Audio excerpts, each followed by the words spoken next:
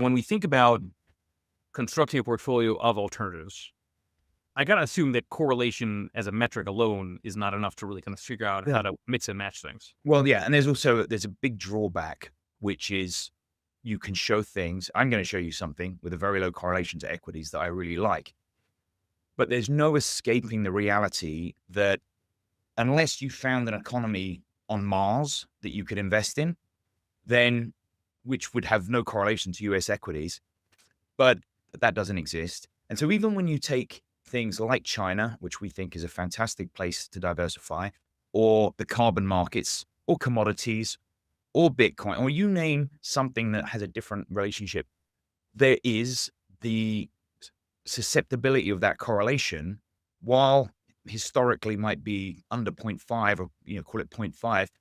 As soon as you get some massive global macro event, these correlations can all spike.